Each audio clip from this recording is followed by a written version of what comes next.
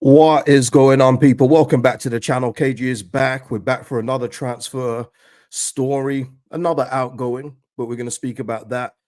And with all the outgoings, we're going to get into that as well and talk about this coming week. Is it time for us to see some incomings? I do think it's time. Spoiler alert.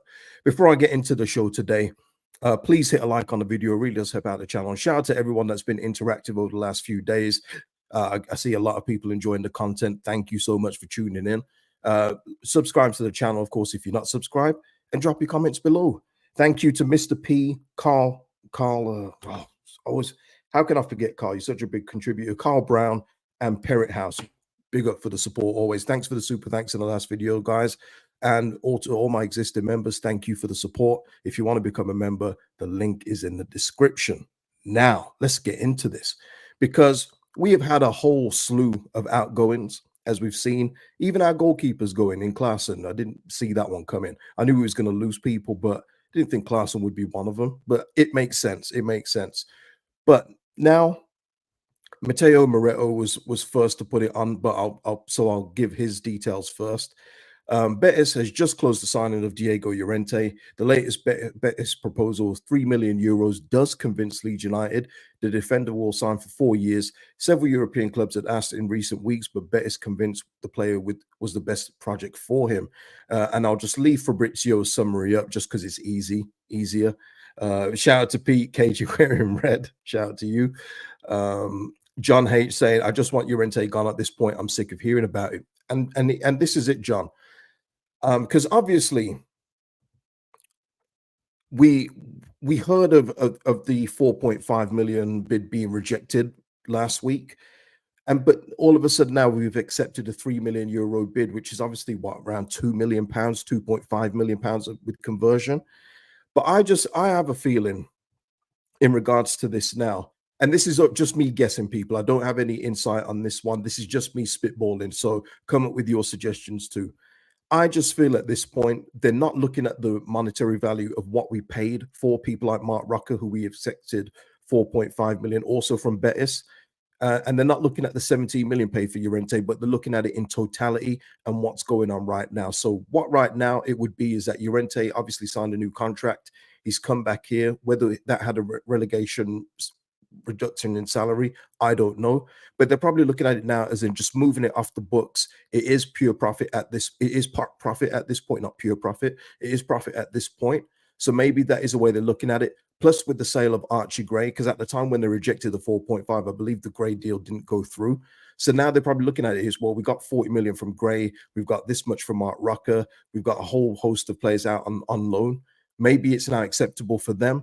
And with Llorente pushing for a move out, it's probably just easier to take this offer now before there's other clubs that don't come back in for him with an offer like this, and we're stuck with Llorente's wages for the year, where we could use an actual player that we're going to use this season in his place. So that's where I am with it on that. That is just my guess, of course. I am not an accountant and anything else like that. Because obviously, when you hear that we rejected a 4.5 and then accept 3, it does look a bit, odd in the light. But when you consider all the things that have happened since, and especially with the sales of Klaesson, this weekend, Cresswell as well, it's all adding up, isn't it, people? So it clears the decks, clears the wages, and it gives us more wiggle room to bring in players. That's what my thing is. And yeah, Lee as well. Llorente was on big wages. He was. And that's what I'm saying. If he didn't have a relegation reduction in his wages, that's a fairly big wage for a player that we are not going to use this season. I can, pretty much be assured of that he wouldn't have been used. So I think it's good. Would I listen, from a fan point of view, would I have liked to see more money come in for Llorente, maybe closer to 7 mil? Of course I would, but I don't run the business. I don't know what our books look like. And if 49ers think that this is the best proposal now with everything that we've done so far this summer, cool. But let's get in some replacements, people. Gavin, yet another one to add to Orta's disaster list. Yeah. Neither. I'm going to put this up because this is funny. Villa want to sign Arison as a replacement for Alicia Lehman. That's tremendous, Nida. I'm going to give you that one. That's a good one for a Sunday. I'm not going to lie. Oh, it's funny though with that Lehman Douglas Luiz double deal. I don't know if Juventus have even thought of this, but I know they've split up before, and maybe they've realized how much they love each other and all that. But what if Douglas Luiz and Alicia Lehman split up next week? What then? I mean, they've got their players for what they need. Douglas Luiz, obviously a very fine footballer, but you know what I mean. They've bought him as basically a package deal. I think it's probably the first ever football package deal for a couple. I don't know, but yeah, just why if they split up next month or so? Crazy. Um, Paul, any news on Verbal? Yeah, I gave a verbal update yesterday um, in terms of the Borussia M putting in an offer for him, but it's been rejected. They want him back on loan. Leeds United are looking for about 10 to 12 million euros, which is about 10 million pounds here. So they've set their price out for Max Verber, and just have to monitor that in the next coming weeks and days and weeks. Renda here saying, and this is I mean, yeah, I mean, we have to speak. We're speaking about Llorente, so let's talk about that decision at the time. Easy KG, thank God Diego is gonna. One of the most stupid contract offers ever given. Yeah, it made no sense to me at the time. And go back to whatever video that was I put up with Llorente signs a new deal. I was just puzzled. I did not understand it in the slightest because he was out, wasn't he? He was going out, and all of a sudden he signed a new contract. It made zero sense. I believe that at the time, I can't remember this in detail, but I'm sure there was rumors that he accepted a lower offer, although that was never proven. I just thought it was odd at the time, but just one of many, bizarre business decisions by the old ownership, that have put us in this situation today. So, yeah, it was crazy. It was rubbish, man. Um, Michael, I'm not putting that up, but yeah, shout out to you, man. Shout out to you. Hey, you guys have got some. This is good, man. For a Sunday, there's some good humor. Good humor. But yeah, so Llorente is going, and he joins also this weekend. If you didn't see the video yesterday, Klaesson is leaving for a Polish team that you guys were very polite in telling me how it's said. I'm still not going to attempt to say it today, but Klaesson is going. We obviously, Cresswell is wrapping up his move to Toulouse this weekend. But it just shows you, doesn't it? Now, and this is the next subject that we need to speak about. It's about incomings because now we have you know, accumulated some money both on transfer fees and loans going out, as we see with Jack Harrison. Sonny Perkins is probably on a $1.50, yeah, but it's still another wage off the books. JB has gone back out on loan. We didn't renew Shackleton. He decided to leave. Sam Greenwood is left on loan. My thing now is we are now on the 7th of July. And in order for Daniel Farke's squad to take shape and look the way it needs to look coming into the new season, I think it's time for some incomings. Now, I'm not saying I'm nervous. I'm still not there yet. But with all the departures, with all the money freed up, obviously, again, not accountants. We don't know what the money's been freed up for. Maybe it's for past debts. I don't know. But with all the outgoings, we need some incomings coming in. And I think it is time for a few signings. Yes, we've already signed Joe Roden for 10 million. I get that. But we need more in the squad, and we know that, don't we? We need more. I would like to report, as on the content side. I know you guys are probably sick of seeing me now. Oh yes, we have another outgoing.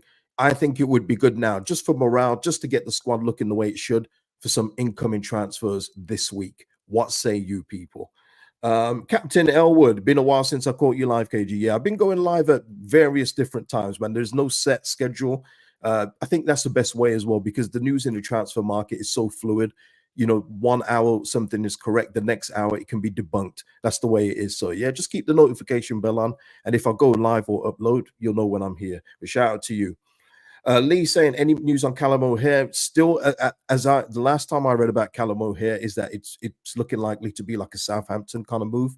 But once again, if they're not moving quick enough, and I'm not saying Callum O'Hare per se, but if they're not moving quick enough on certain players, Ben Brereton and Diaz as well comes to mind, then Leeds United should be looking to swoop in. And like Joe Roden sees this as a good project going forward, and one that's going to be worthy building on once we get promoted, we can sell it to them as that as well. That I know some players are looking for Premier League football right now, but if they can't get it now, come to Leeds United. We're probably the next best vehicle, maybe along with Burnley. I know some of you aren't convinced by Scott Parker, but he's done it before. But I think that we are a really good vehicle. And you think as well, the more quality players come in, the more likelihood we are of getting promoted, is the way I see it. Absolutely not, Gavin. Please, let's not put this one back in the atmosphere. Please, no, Gavin. Imagine that though, we were to lose Somerville or even Nanto and Ryan Kent is one of the replacements. Ugh, absolutely not. Um, Yeah, JR Racer as well. Roden coming back will be a big statement for any players we're talking to. Yeah, it's all about who you sign. I always say this: some players are convinced by money, some people are convinced by opportunity, some both. But a lot of the times, players want to know who else is going to come in.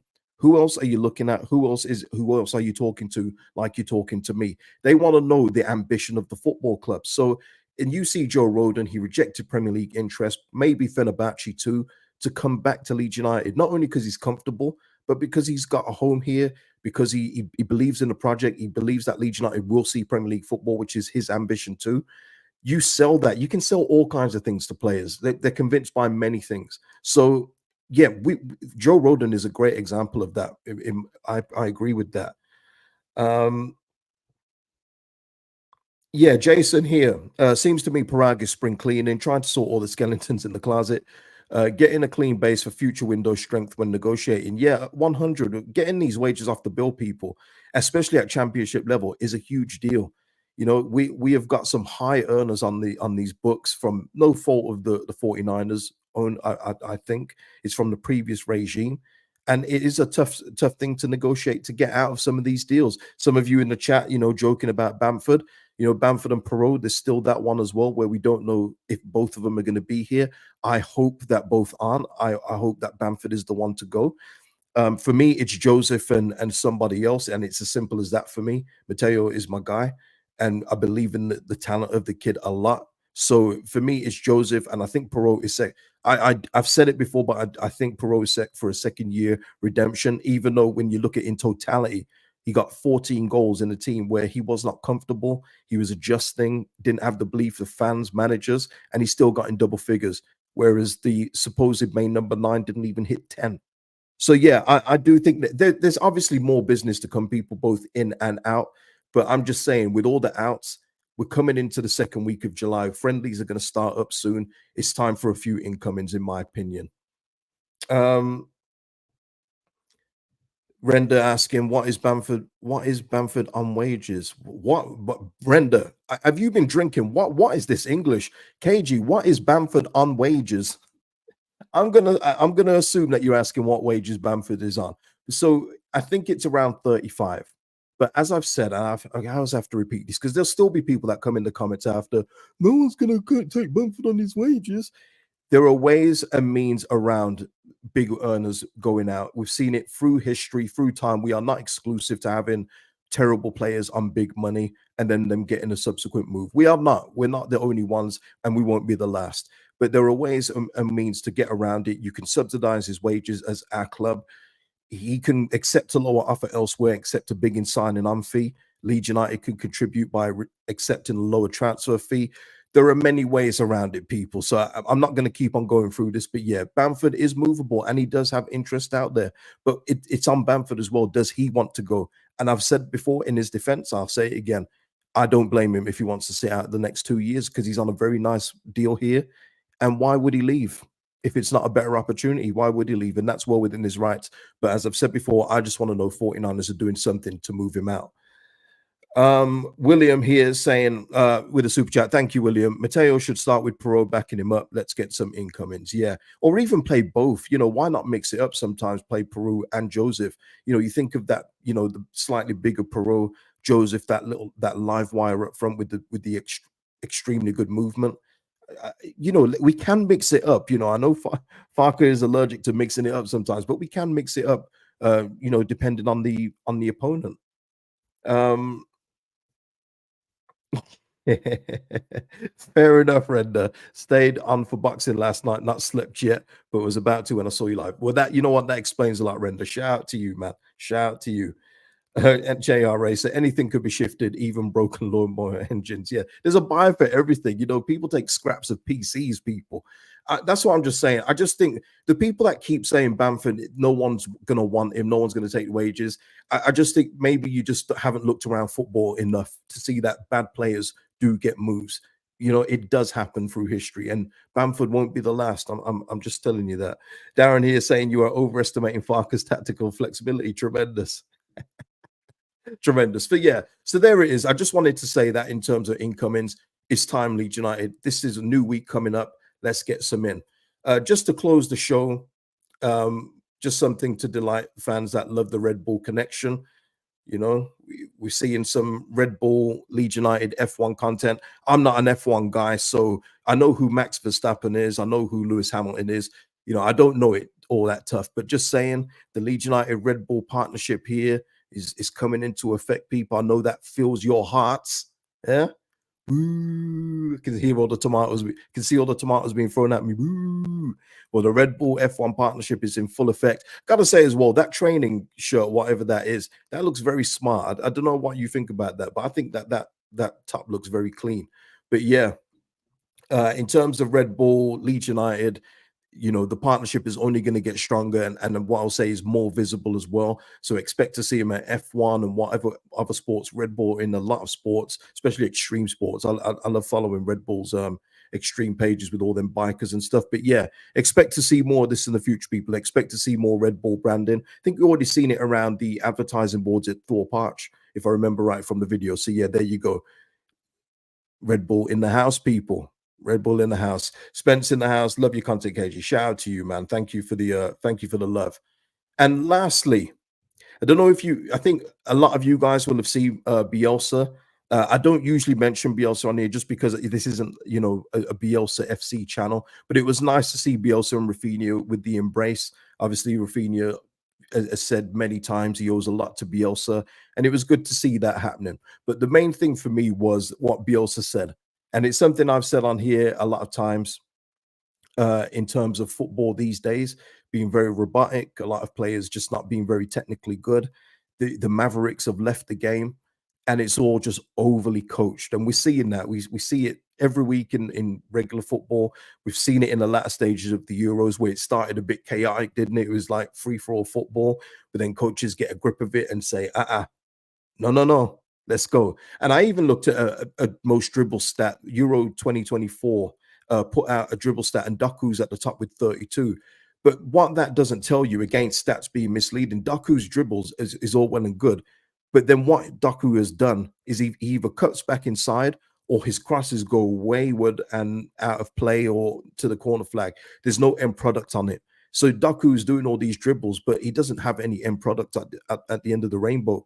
You know, whereas back in the day, you know, you had the silky players like Figo, Rui Costa, Del Piero, Nedved, you know, Boban and all these guys. And Bielsa basically echoing what I've said, but obviously it sounds better coming from Bielsa than it does KG. Okay, I think so, right?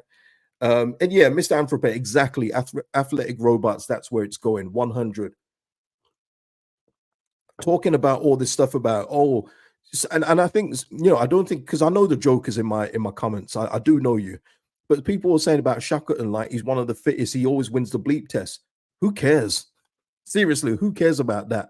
This is what it's come to. It's become a marathon. That's why when I was talking about that dead period of the Premier League for me, where they tried to push Eden Hazard as the greatest thing, when it was clear Messi and Ronaldo were levels ahead, but the Premier League were losing all their stars. Bale didn't want to stay; he went Real Madrid, and all of a sudden, all you kept hearing was about work rate. That was the thing, and it's what I'm afraid to say. That's what a lot of fans talk about: players' work rate. They don't talk about the quality of the player anymore.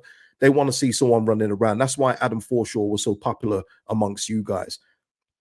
And Bielsa, because he loves those Energizer bunnies too. But in terms of the actual footballer, it has regressed massively. You know, to even talk about Jordan Henderson of just a few years ago being the best midfielder in the Premier League, it's not a good thing. It's a damning thing. Jordan Henderson shouldn't be anywhere near the top 50 ballers the way that he plays football, like an excited little rabid dog. But yeah, Bielsa was talking about that, and we've seen with Bielsa under, you know, during his time here, he likes players to move, pass, move, get the move around. Players be adaptable. If you play central midfield, sometimes it did hinder players, though. Got to say, it wasn't all successful, and that's why, you know, I don't like talking about Bielsa because I always bring back the realness as well. Whereas it worked with a lot of players, Dallas, and you know, got extra mileage out of Ailing. He also hindered players as well, like Rodrigo. You know, and also at the time, Leif Davis didn't get a look, and you look at Leif Davis now. So, you know, he got a lot of things right, though, more than he got, you know, wrong. But, you know, it wasn't perfect, but he tried. But what Bielsa is saying here is that football in a few years' time, that, these guys are going to need their hands held. And I've said this before. You see on the pitch, man, you see certain players, they need their coaches. Otherwise, they don't know what to do. Oh, can I run now? Oh, no, I'll just stay back. Whereas back in the day, some players would take the game by the scruff of the neck and say, I'm going to make the difference. And, that's Bielsa, man. That's Bielsa. Farke attempting to rein in is a good example of Bielsa comment. Oh, Ted, on the money. I mean, you think about that, and it was twice. It was twice, Ted. Yeah, that's why we have to keep a player you want to see 100. But going back to Ted's comment, you heard it twice from Daniel Farke last year. Oh, yeah, Jorginho, I'm just paraphrasing here. Jorginho is a good player, but, I don't want to insult the opposition and all that stuff. Meanwhile, QPR are smacking our cheeks 4-0. They're not looking about, oh, let's not embarrass Leeds United. They're saying, let's go and get a 5th and 6th. You know what I mean? So I never agreed with that with Daniel Farke, still don't to this day. You stifle Jorginho, and I did feel that. If you remember that a couple games after, Jorginho wasn't doing as much of the stuff he was doing before, whereas he was like a highlight reel, doing flicks and tricks and little turns around the corner. It stopped for a couple of days. It came back, but then, Farke did say it a second time in a year, and that is what he's talking about, essentially, Bielsa. And that's what I've always said about young kids coming through. When you see these kids on their clips, like Harry Gray, currently at our place, and other youngsters that come through, like a Yamal now that you've seen for Spain, please don't coach the creativity out the players. Please don't make them a robot. Let them be expressive. If they don't do the defensive side of the work, go get some players that will help them in that situation. Don't make them have to track back in order to have a good game. Let them be creatively free, expressive. That's football, man. That's what we all come in to do. When you're a kid on the playground, people, do you go in and say, yeah, I can't wait to be the best right back on the pitch? No, you go in and you're trying to do stuff. And first of all, you're trying to score goals. And then if your shots aren't good, you're saying, let me cross one in. And then if your crosses aren't good, you're like, okay, let me go in midfield. You know what I mean? When you're a kid, you want to score goals and you want to be expressive. And that's what I've always said. And with Bielsa amplifying it, obviously it gets the message out even further. But that's just it, man. Let footballers play, man. Let players play. You guys, man.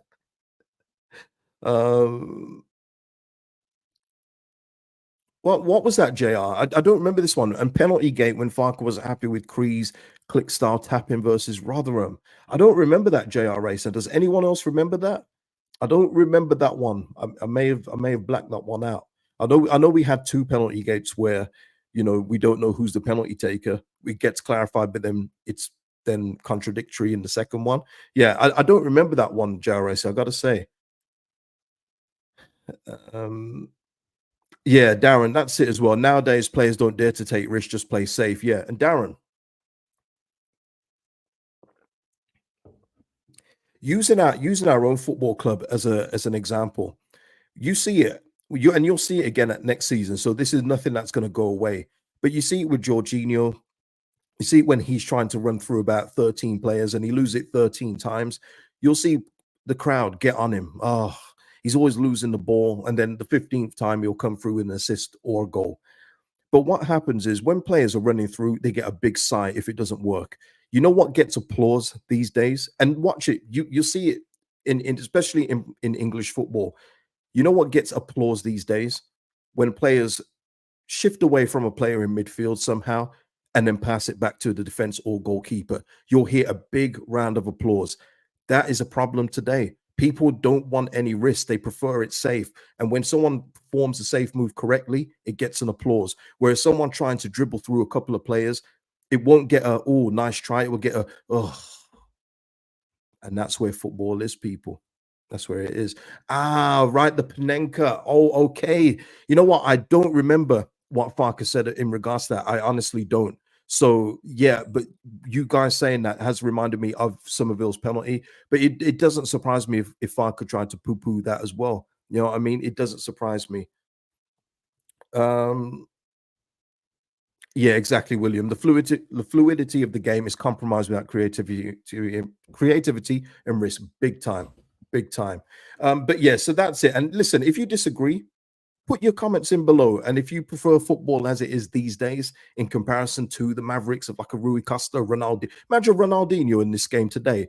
Oh, Ronaldinho, yeah, he did a few flicks and tricks, scored a goal, but you know what? He didn't track back that time. Imagine saying that about Ronaldinho, people. The game's gone, people. The game's gone, as the saying goes. You know how it is. But people, thank you, Carl Brown, for the super sticker. Always supporting, man. And thank you to everyone that's joined me on this Sunday stream. If there's any other news later, of course, we'll come back. Any major news. Otherwise, we'll be back tomorrow. Hit the notification bell so you know when I've uploaded or gone live. Hit the button, hit the like button, subscribe, drop your comments below, people. It's been a pleasure. See you in the next one. Peace out.